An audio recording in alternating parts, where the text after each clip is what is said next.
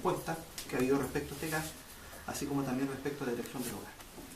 Ahora, respecto de la razón por la cual nosotros presentamos esta querella en base a estos delitos, es porque las dos menores que ya prestaron declaración ante el OS9 han dado un relato preciso, absolutamente coherente y con una serie de detalles que son absolutamente imposibles de inventar o falsear respecto de cómo fueron prácticamente durante 2 años objeto de las más diversas y atroces agresiones sexuales por personas adultas de sexo masculino y femenino, sin ningún tipo de protección, sin ningún tipo de alguna persona o institución que intervenga en defensa. Si esto es lo grave.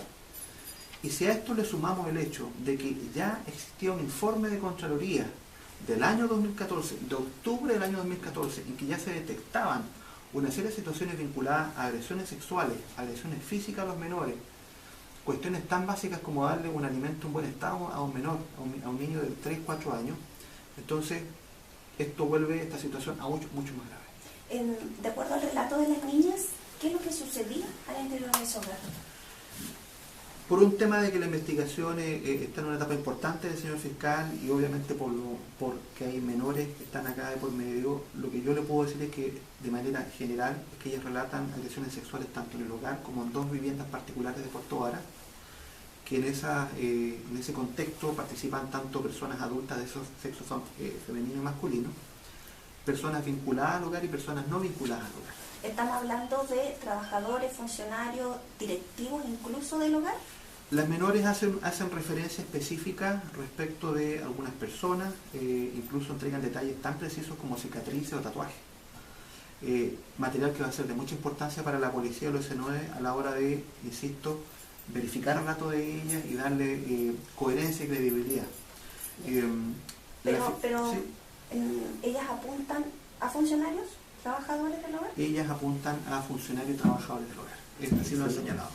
Y personas externas vinculadas a esos mismos funcionarios y trabajadores. Cuando sacaban a los niños en estos denominados paseos, entre comillas, y los llevaban a estas casas, ¿esas casas eran de funcionarios del hogar? Una de esas casas está vinculada a un funcionario, la otra no.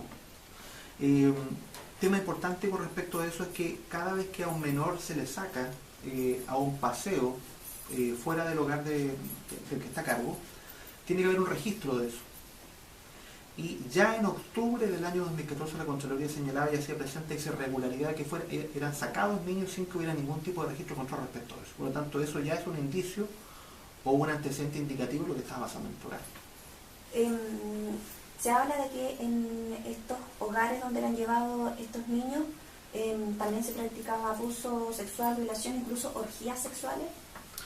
Lo que relatan las menores es la participación de varios adultos, de ellas junto a menores de 3, 4 y 5 años, que además existían filmaciones respecto a estos eventos. Por lo tanto, es perfectamente calificable utilizar la palabra que usted señala. Son hechos, insisto, absolutamente atroces, absolutamente repudiables. Se trata de niños que no tienen ninguna capacidad de defensa ni respuesta. Son niños absolutamente solos. Por lo tanto, por eso era tan importante para nosotros de no solamente utilizar la vía penal, sino que también la acción constitucional. Y la Corte ha tomado el guante y rápidamente dispuso y acogió tramitación del recurso. ¿Qué es lo que esperan con el recurso de protección en relación a estos niños que aún están en el hogar? Nosotros recurrimos a la acción constitucional de protección porque la acción constitucional es una acción amplia. ¿En qué sentido? Uno le pide a la Corte que proteja a algunas personas y la Corte no tiene ningún tipo de limitación en cuanto a todas las medidas que pueda adoptar frente a la protección de personas indefensas como son estos niños. Y eso pasa por la intervención del hogar, decretar medidas de protección, custodia. Por lo tanto, las medidas son amplísimas a la hora de asegurar el resguardo de todos estos menores. O sea, en teoría uno debiese de esperar de que estos niños al menos no tengan contacto con los presuntos autores. Eso es lo mínimo y lo ideal para proteger debidamente a estos menores.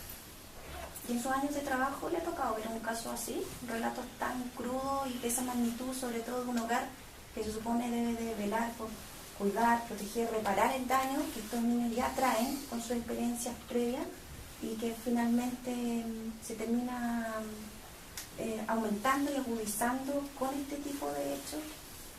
Mire, yo llevo vinculado al sistema procesal penal más de 13, 14 años. y mi trabajo en la Fiscalía me tocó ver todas las cosas que usted se puede imaginar. Y le aseguro que nunca había tenido un relato como esto. Nunca. Es tan grave que a uno le cuesta creerlo, porque es difícil asimilar y aceptar tanta maldad. A uno le cuesta.